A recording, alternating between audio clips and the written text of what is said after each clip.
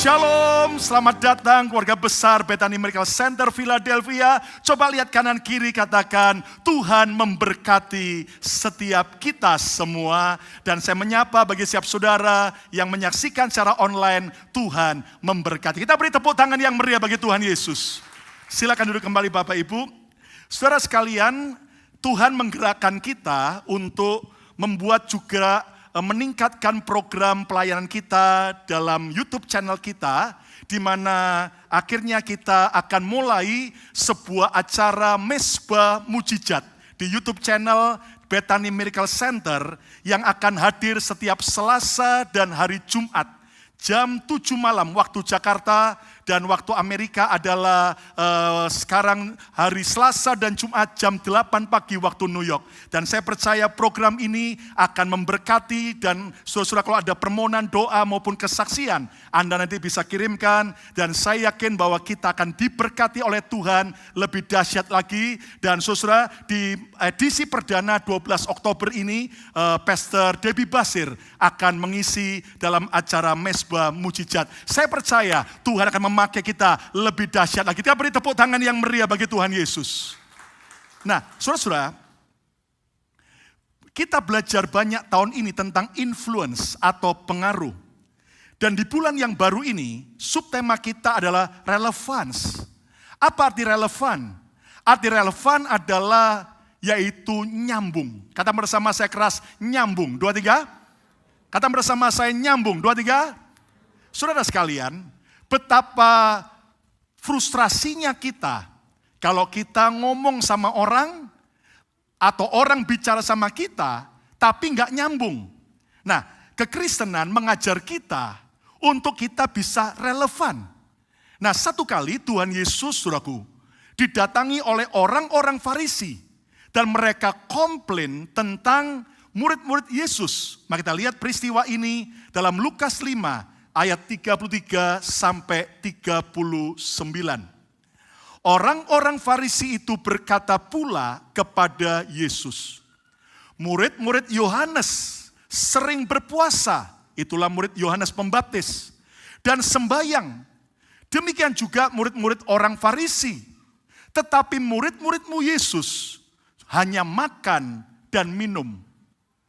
Lihat ayat 34. Jawab Yesus kepada mereka, kepada orang-orang Farisi, dapatkah sahabat mempelai laki-laki disuruh berpuasa sedang mempelai itu bersama mereka? Ayat 35. Tetapi akan datang waktunya apabila mempelai itu, yaitu gambaran Yesus, diambil dari mereka.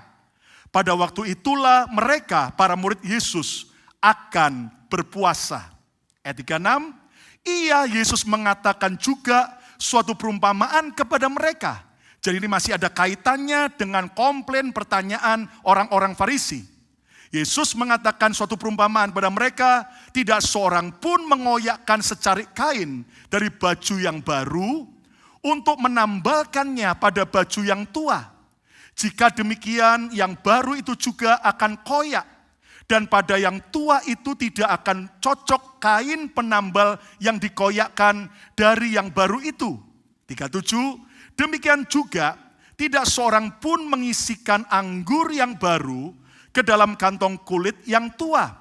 Karena jika demikian, anggur yang baru itu akan mengoyakkan atau merobek kantong itu.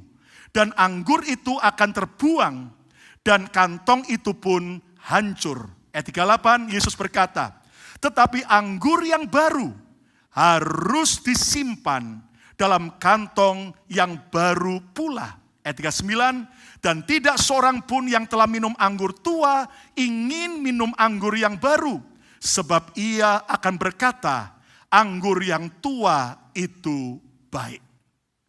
Saudara sekalian, ayat-ayat yang kita baca ini menjelaskan buat kita bahwa Yesus tidak melarang murid-murid Yesus untuk berdoa dan berpuasa.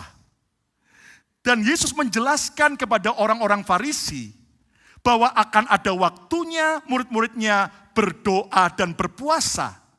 Tapi ada waktunya mereka akan berpesta, makan dan minum. Nah, dari apa yang Yesus sampaikan ini, dalam konteks ayat-ayat ini, sebenarnya Tuhan Yesus sedang mengajar agar kita bisa relevan, bisa nyambung dengan keadaan dan zaman dimanapun kita hidup. Nah, saudara sekalian, mari kita belajar bahwa Tuhan mau agar kita jadi Kristen yang tidak jadul, tidak ketinggalan zaman, tapi Kristen yang relevan. Nah, tema khotbah saya hari ini adalah jadilah Kristen relevan. Be a relevant Christian. Jadilah Kristen relevan. Nah, saudaraku, jadilah Kristen perjanjian baru. Bukan Kristen perjanjian lama. Yang terbelakang, yang jadul, dan sudah basi. Nah, saudaraku, menjadi Kristen relevan ternyata tidak hanya bicara tentang hal rohani, tetapi menyangkut hal yang luas, aspek yang luas dalam kehidupan kita. Kita harus jadi gereja yang relevan.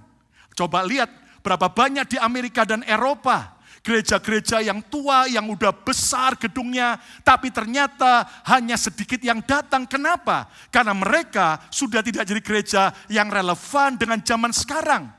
Jadilah juga keluarga yang terus relevan, di mana cara kita menjadi seorang suami, cara kita menjadi seorang istri, parenting kita, mendidik anak-anak kita harus relevan dengan situasi dan zaman yang terus berubah.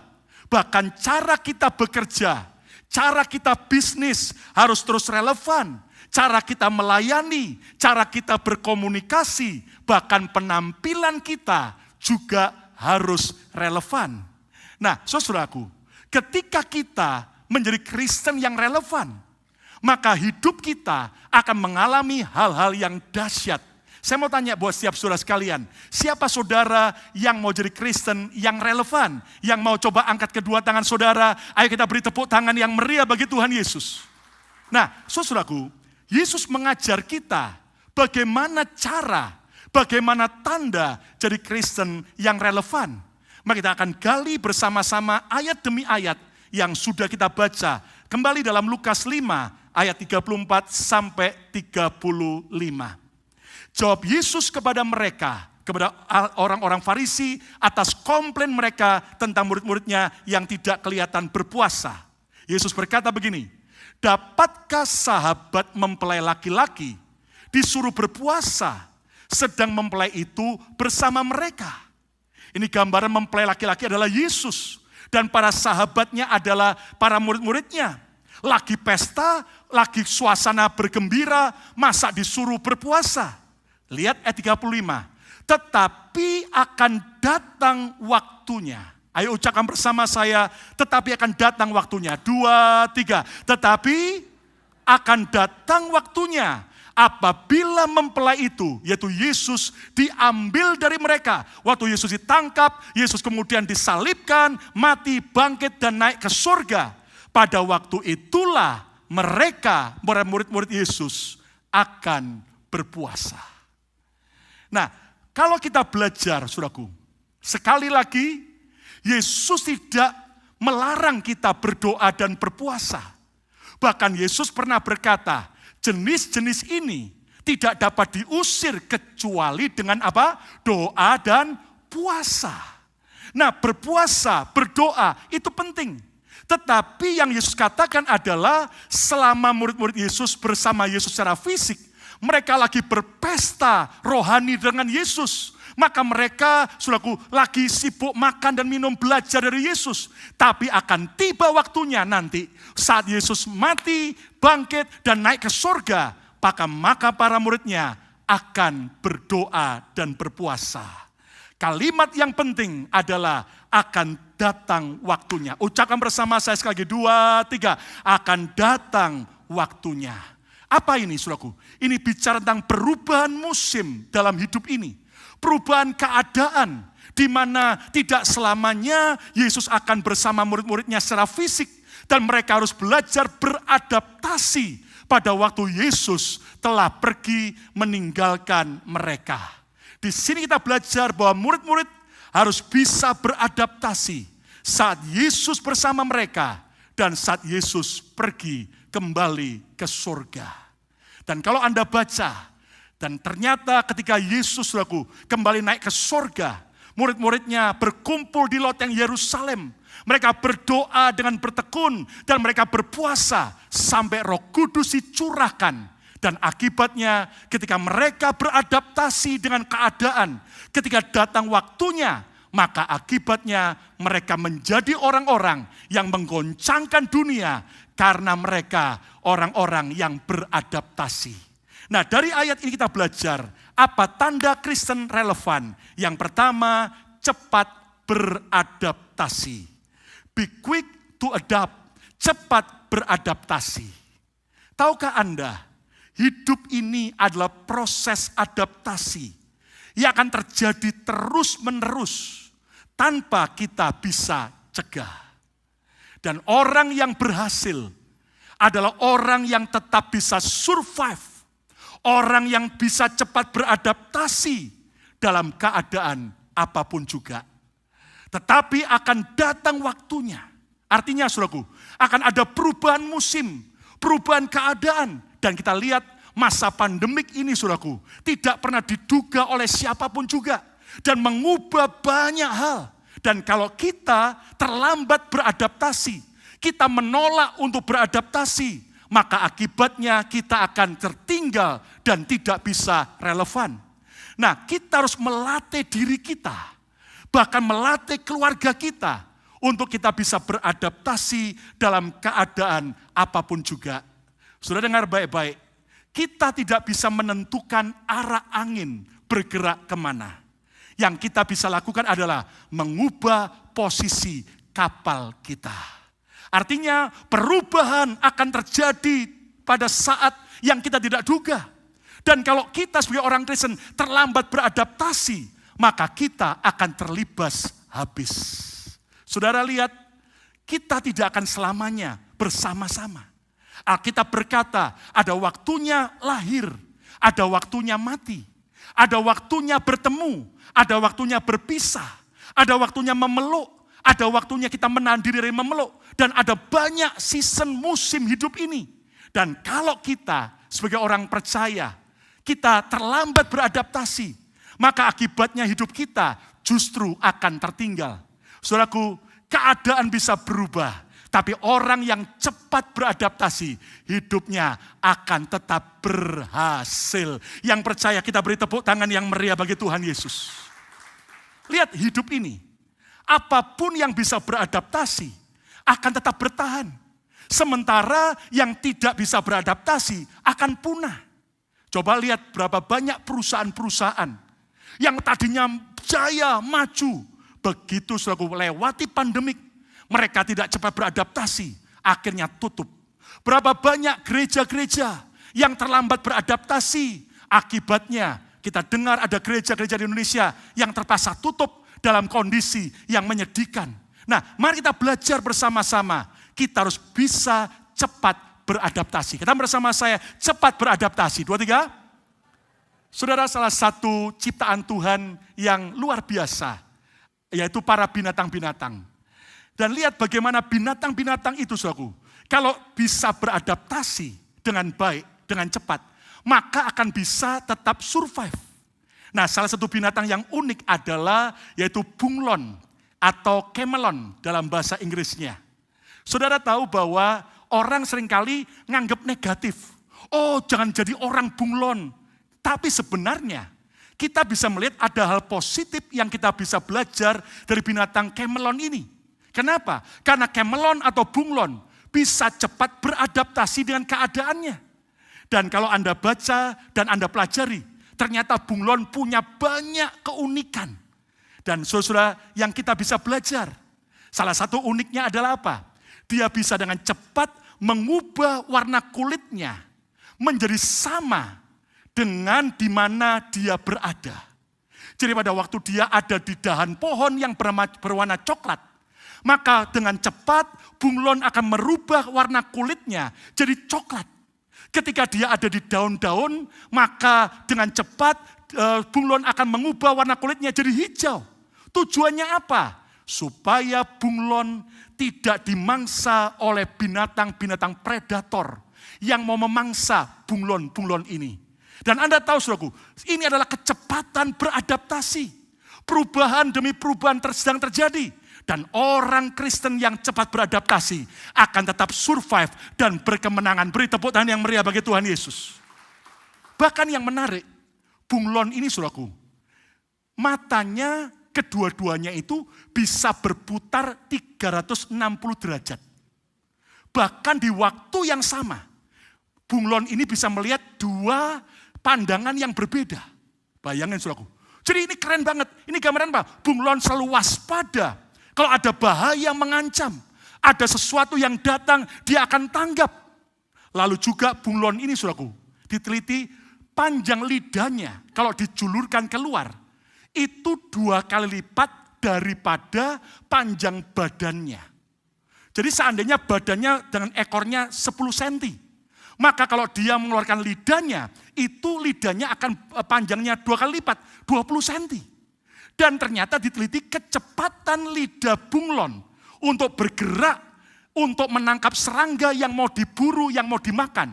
Kecepatan lidah bunglon bergerak 5 kali lipat lebih cepat daripada kecepatan pesawat jet tempur. Bayangin, begitu cepat slash, lalu dia ambil kemudian serangga dan dia bisa makan. Nah, saudara, apa pelajaran kita belajar? Kalau Tuhan ciptakan bunglon dengan kemampuan untuk bisa cepat beradaptasi, anak-anak Tuhan juga yang disertai oleh Roh Kudus, diberi Tuhan hikmat dan kuasa, kita harus bisa cepat beradaptasi. Yang mau tepuk tangan yang meriah bagi Tuhan Yesus. Amin, saudaraku.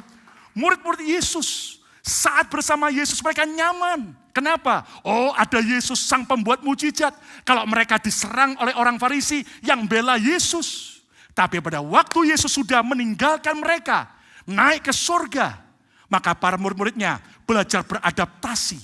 Dan yang menarik, ketika mereka dipenuhi dengan kuasa Roh Kudus, akibatnya Petrus dari seorang pengecut dan penakut, dia mulai bangkit beradaptasi. Dia dipakai Tuhan untuk memenangkan ribuan orang.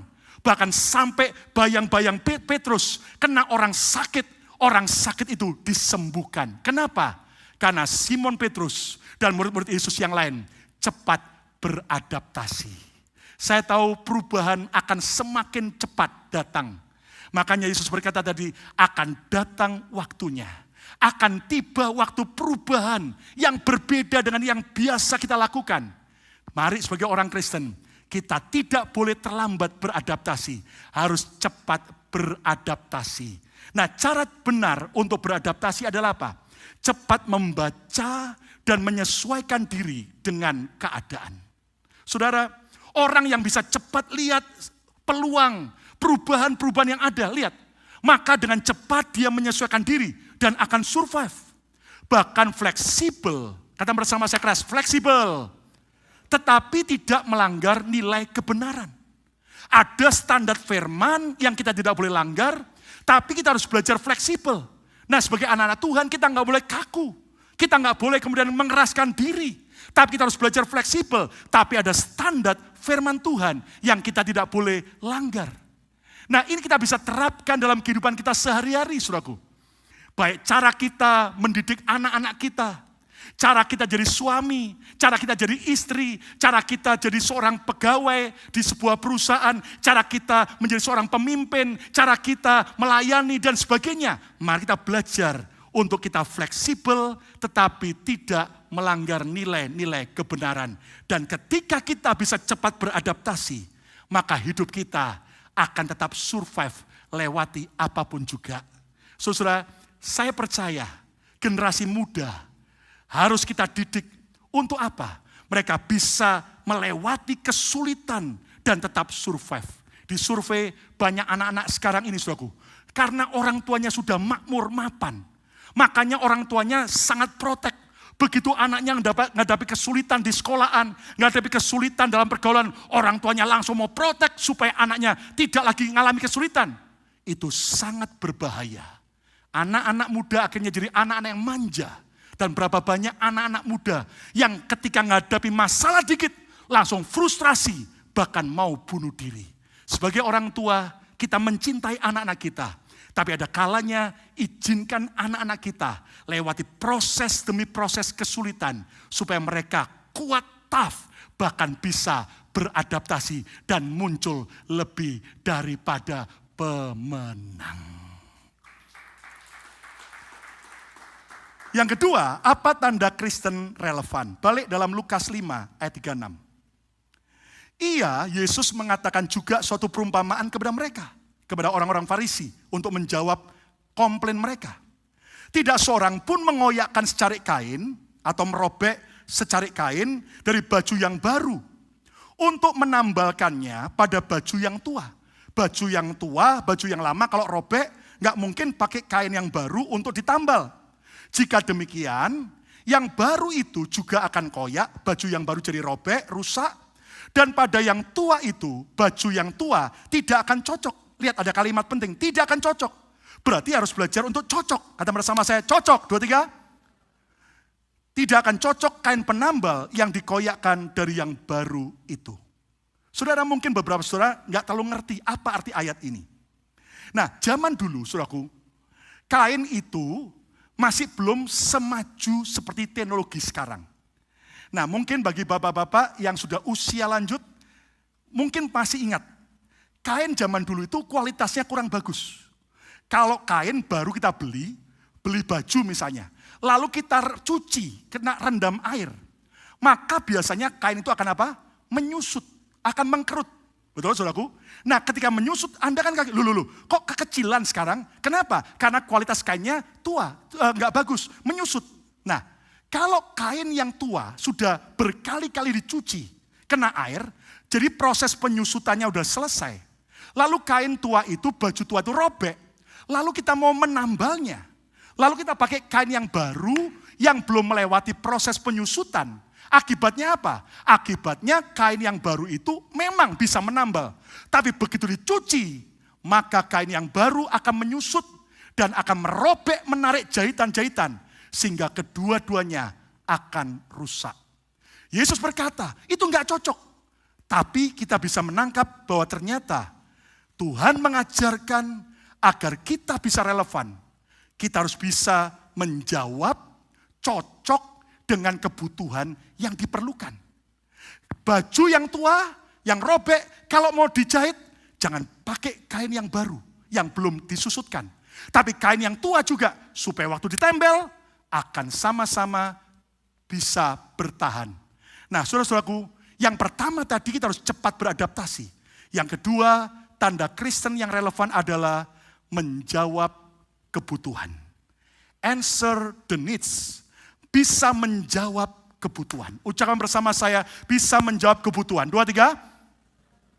Saudaraku, niat yang baik. Tetapi jika caranya salah, justru akan merusak. Di sini Yesus mengajar, agar kita jadi Kristen yang relevan adalah gini. Ketika Anda lihat ada kebutuhan, ada persoalan, ada masalah. Maka apa yang harus saya lakukan untuk saya bisa menjadi jawaban bagi masalah tersebut? Nah, Yesus bilang begini, Matius 5 ayat 13. Yuk kita baca sama-sama Matius 5 ayat 13. Semua baca keras, 2, 3. Kamu adalah garam dunia. Jika garam itu menjadi tawar dan dengan apakah ia diasinkan? Tidak ada lagi gunanya selain apa? Dibuang dan diinjak orang. Yesus berkata, kamu adalah garam dunia. Kata bersama saya garam dunia. Saudara, ternyata garam itu enggak boleh sampai tawar. Garam itu akan diperlukan kalau dia bisa menjawab kebutuhan yang diperlukan. Tetapi kalau sudah enggak ada lagi gunanya, enggak bisa menjawab kebutuhan yang ada, lihat akan dibuang dan diinjak orang. Lihat kemari. Saudara, kalau Anda mau jadi karyawan yang terus dibutuhkan, yang terus dicari, bakal mengalami promosi, saudara harus tetap bisa menjawab kebutuhan. Lihat, ketika misalnya kerjaan sepi, maka yang dianggap pegawai yang dianggap kurang bisa kinerjanya bagus, akan diberhentikan. Tapi yang bagus yang akan terus dipertahankan. Nah lihat dalam kehidupan sehari-hari juga, dalam semua aspek, kita harus bisa yaitu menjawab kebutuhan.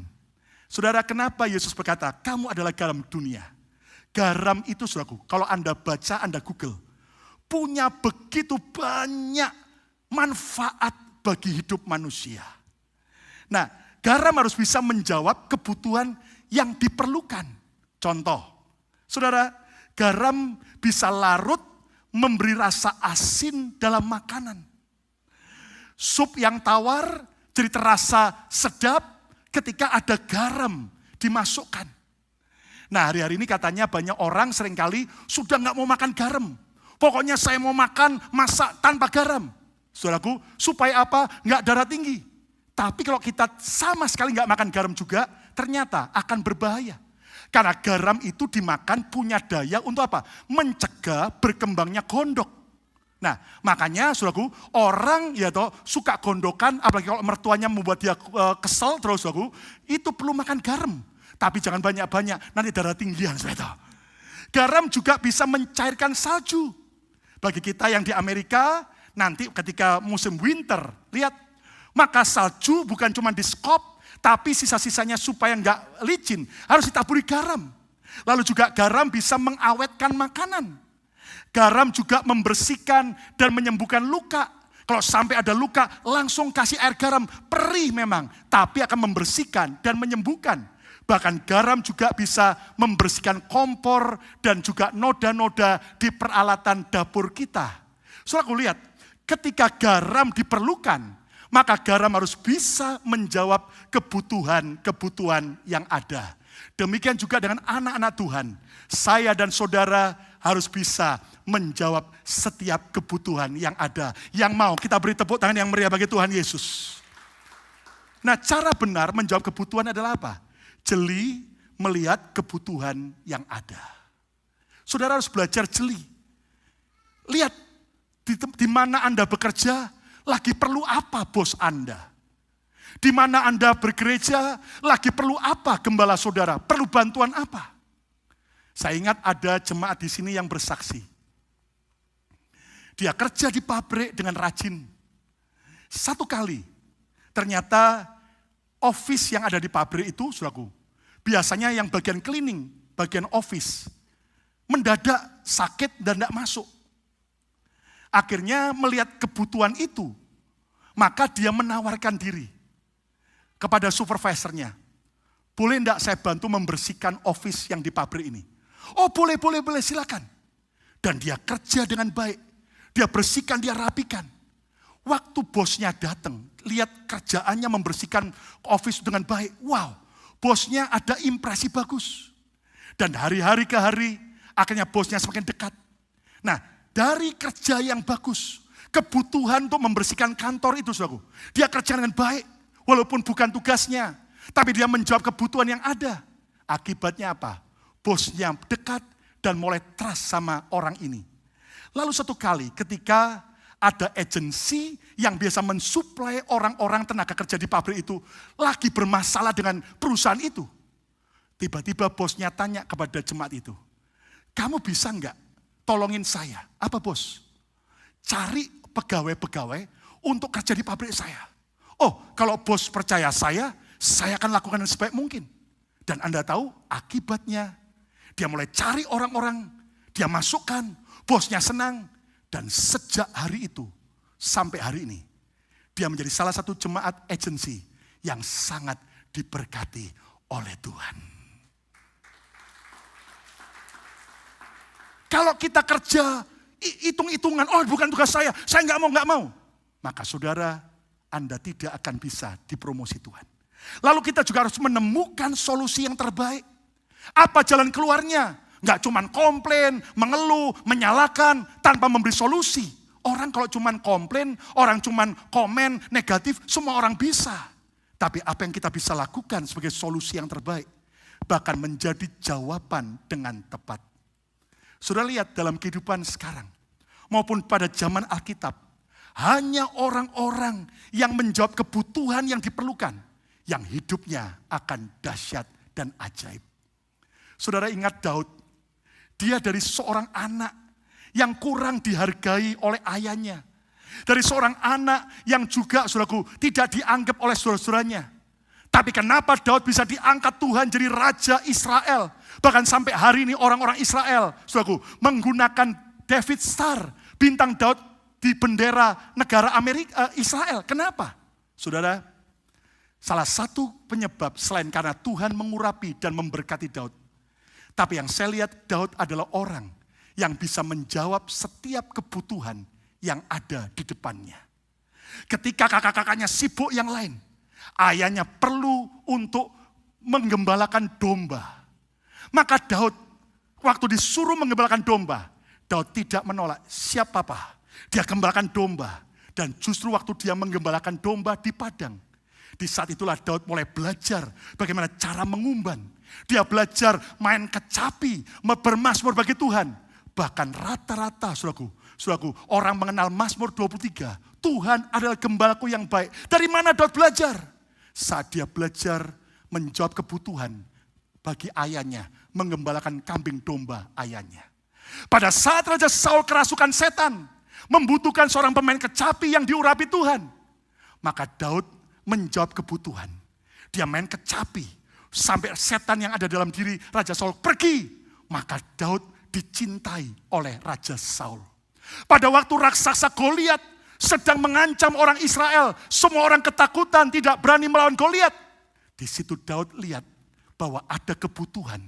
Daud berkata, hambamu ini biasa melawan singa dan beruang. Hamba mau maju mengalahkan orang yang tidak bersunat itu.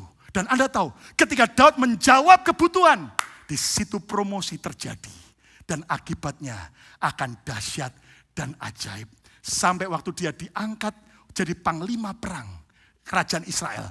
Dia berperang dan selalu berhasil. Dia mengalahkan lawan-lawan Israel. Kenapa? Karena Daud menjadi solusi. Hari ini yang diperlukan oleh dunia, yang diperlukan oleh keluarga kita, yang diperlukan oleh gereja, yang diperlukan oleh komunitas kita, bukan hanya orang yang bisa cuman komplain dan marah-marah. Tapi yang diperlukan adalah saya dan saudara yang bisa menjadi problem solver. Kita beri tepuk tangan yang meriah bagi Tuhan Yesus. Yang ketiga, yang terakhir, tanda Kristen yang relevan. Balik dalam Lukas 5 ayat 37-39. Demikian juga tidak seorang pun mengisikan anggur yang baru ke dalam kantong kulit yang tua.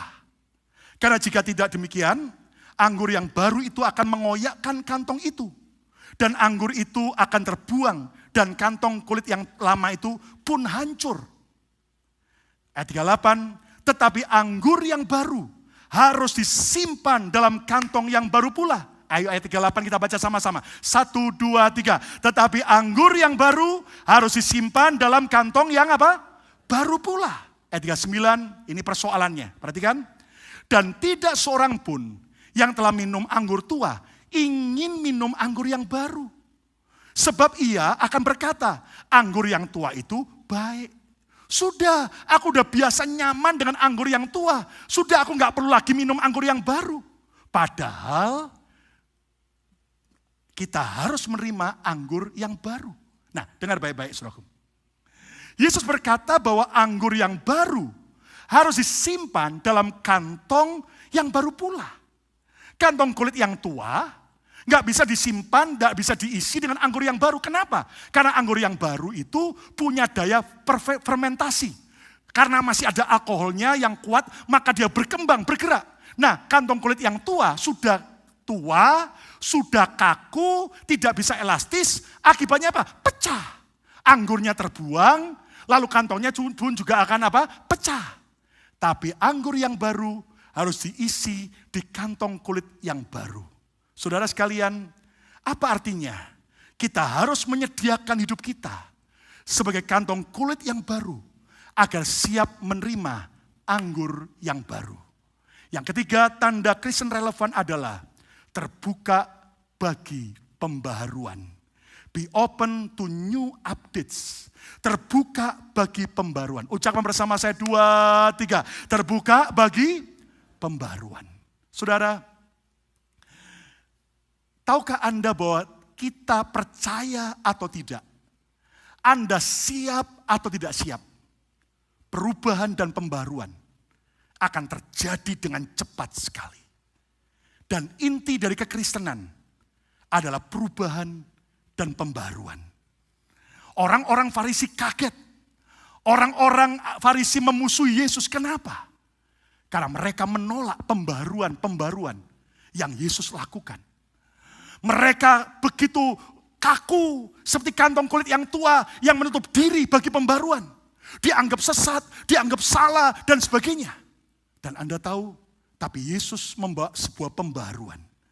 Dan ternyata kita tidak boleh alergi dengan pembaruan dan perubahan. Kenapa? Ayat yang terakhir Kolose 3 ayat 9 sampai 10. Yuk kita baca sama-sama 2 ayat ini. Kolose 3 ayat 9 sampai 10, semua baca keras. 2, 3. Jangan lagi kamu saling mendustai, karena kamu telah menanggalkan manusia lama serta kelakuannya. Ayat 10, dan telah mengenakan manusia baru yang apa? Terus menerus diperbaharui. Enggak cuma sekali tapi terus menerus diperbaharui. Untuk memperoleh pengetahuan yang benar menurut gambar kaliknya. Itulah serupa dengan Kristus. Saudara sekalian, lihat. Sejak kita percaya Yesus, kita sudah jadi ciptaan baru. Kata bersama saya ciptaan baru. 2, 3. Kita sudah diubah dalam kehidupan yang baru. Tapi ingat, pembaharuan yang kita harus lakukan ternyata tidak hanya sekali. Tapi berubah dari hari ke hari. Terus menerus diperbarui. Kata bersama saya 2, 3. Terus menerus apa? Diperbarui. Berubah dari cara pikir kita.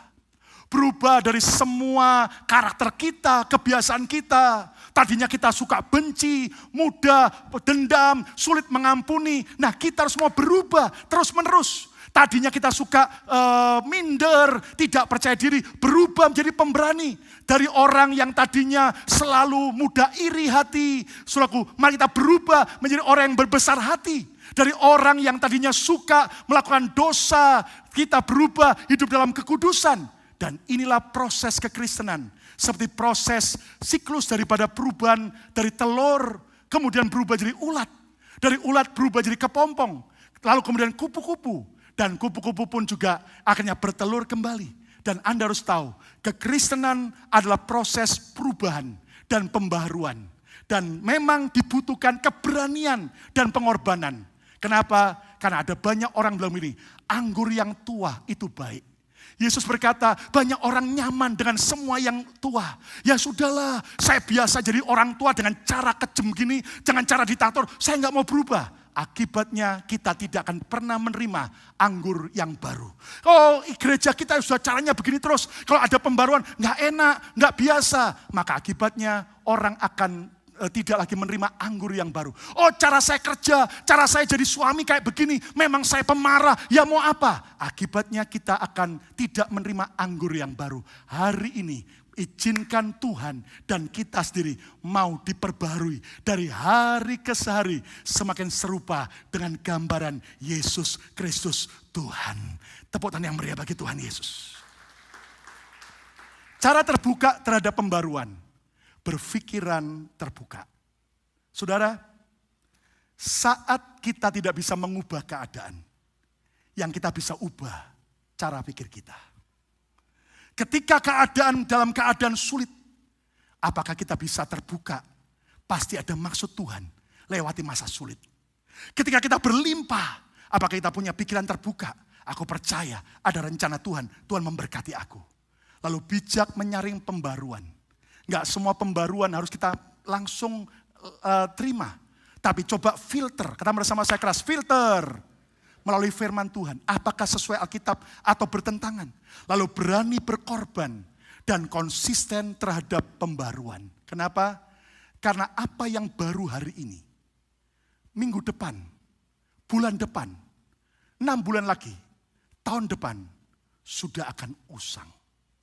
Dan saya percaya tiap hari, Tuhan mau memberi yang baru buat setiap kita. Makanya Alkitab berkata, kasih Tuhan selalu baru setiap hari. Tidak ada yang amin. Kasih Tuhan selalu baru setiap hari. Saya percaya setiap hari ada anugerah, ada hikmat, ada strategi yang baru. Bahkan Alkitab berkata, Yesus berkata, kesusahan sehari cukuplah untuk kapan? sehari. Artinya apa? Besok akan ada mujizat baru. Besok akan ada kemurahan Tuhan yang baru. Yang percaya kita beri tepuk tangan yang meriah bagi Tuhan Yesus. Katakan haleluya. Kita harus terbuka bagi pembaruan. Supaya apa? Keluarga kita menerima anggur yang baru. Supaya apa? Gereja kita menerima anggur yang baru. Supaya apa? Supaya pekerjaan Anda, ekonomi Anda menerima anggur yang baru. Dan di sini diperlukan pembaruan kantong kulit kita yang tua. Cara hidup kita yang lama. Cara berpikir kita yang lama. Karakter kita yang lama. Harus mau diubah menjadi serupa dengan Kristus. Lihat, orang yang tidak mau berubah akan tertinggal. Saudara, ada dua tipe manusia. Yang pertama, cepat mau beradaptasi dan cepat mau berubah. Buktinya apa? Salah satu contohnya. Kalau ketemu saya, pastor, puji Tuhan pastor, ini handphone saya yang terbaru. Saya lihat, wow, canggihnya bukan main. Sampai saya bingung, kenapa handphone bisa dilipat-lipat, diputar-putar. Tapi ada orang yang kedua, begitu bangga dan berkata, pastor, ini handphone saya sejak tahun 90. Saya senang sekali. Kenapa? Ini cocok buat saya. Biar banyak handphone yang baru, saya akan tetap pakai handphone tahun 90. Kenapa? Saya sudah bisa menguasai. Anda tahu akan tertinggal. Lihat contohnya, perubahan handphone dengan cepat. Dan mari kita belajar dari Kristen yang bukan menolak pembaruan, curiga dan pembaruan. Tapi kita bisa cepat mengalami pembaruan bersama Kristus setiap hari. Tepuk tangan yang meriah bagi Tuhan Yesus. Kesimpulannya, jadilah Kristen yang relevan di segala situasi dan zaman. Saudara, waktu kita pindah ke Amerika, saya yakin tidak nyaman. Di Indonesia, asisten rumah tangga banyak murah. Di sini semua harus kerjakan sendiri. Tapi walaupun tidak nyaman di awal, mari kita terus bisa, saudaraku, cepat relevan di setiap situasi dan zaman. Tanda Kristen yang relevan, yang pertama, cepat beradaptasi. Saudara, hanya orang yang cepat beradaptasi yang akan bisa sukses dan berhasil dalam segala keadaan. Yang kedua, kita harus bisa menjawab setiap kebutuhan. Harus bisa cocok, nyambung dengan keadaan. Jadilah orang yang bisa menjawab kebutuhan. Karena Yesus adalah sumber jawaban. Maka kita anak-anaknya juga harus bisa menjawab setiap kebutuhan yang ada. Yang ketiga, terbuka bagi pembaruan. Izinkan kantong kita yang tua diperbarui. Jadi kantong kulit yang baru. Cara kita berpikir, karakter kita, kebiasaan lama kita. Yang suka malas, suka terlambat, suka emosian, ubah. Jadi semakin serupa dengan Kristus. Hidup kita akan dahsyat. Siapa siap menerima anggur yang baru tiap hari dari Tuhan? Siapa yang siap menerima terobosan yang baru dari Tuhan? Beri tepuk tangan yang meriah bagi Tuhan Yesus.